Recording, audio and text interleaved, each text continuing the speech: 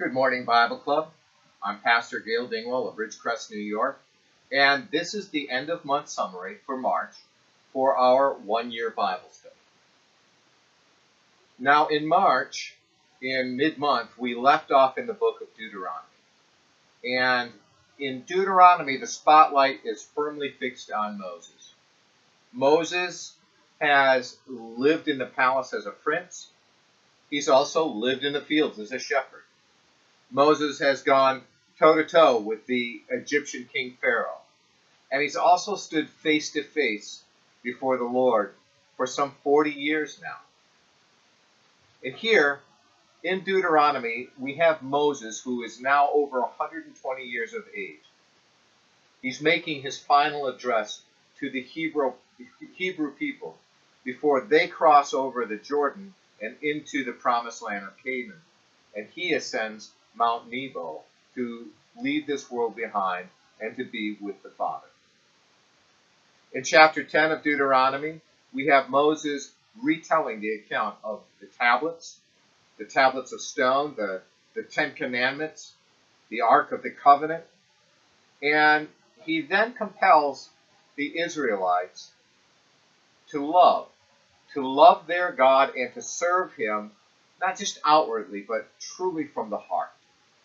Moses relates that there is the potential for unimaginable blessing, or conversely, the potential for unthinkable curses for God's chosen people, all depending upon how they respond to the Father's leading, either in faithfulness for blessing or faithlessness for the curse, both where they are and in the future when they reside in Canaan, the promised land.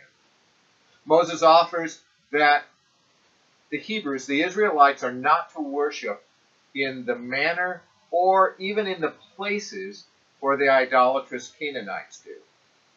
Instead, God's people are to observe the Father's teachings for worship, for fellowship, for diet, even for morality. Their calendar is punctuated with recurring feasts celebrating both the nature of God and all that he has done for them. From Deuteronomy, we cross over the Jordan River and into Canaan, and simultaneously into the book of Joshua.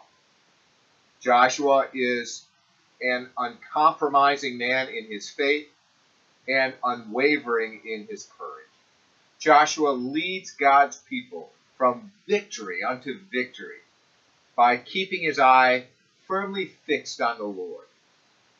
On those rare occasions when prayer is overlooked or discernment is lacking, there are immediate consequences, and Joshua addresses any moral failing, any wrongdoing, without any hesitation.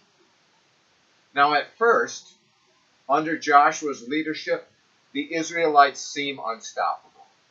They appear to be fully embracing the commands of God, but as time passes, they draw nearer to the end of their conquest, but they also seem to be getting soft.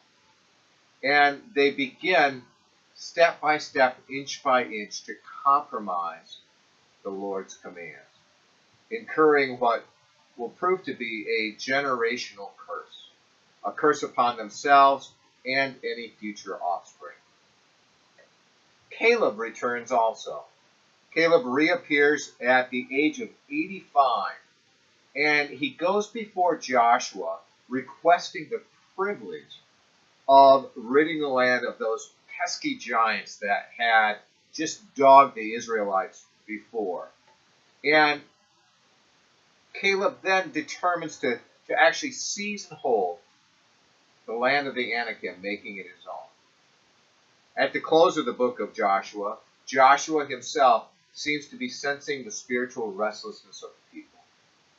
He challenges them to choose whether they will return to their idolatrous ways, adopt the idolatry of the Canaanites, or if they would wholeheartedly serve the Lord, understanding that both Joshua and his household were firmly devoted to God. On this final day of March, the 31st, we opened the book of Judges.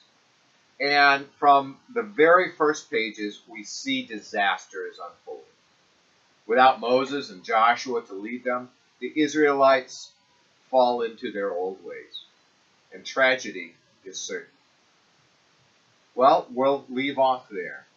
And until we meet again, I pray that you will receive the Father's blessing in his living word.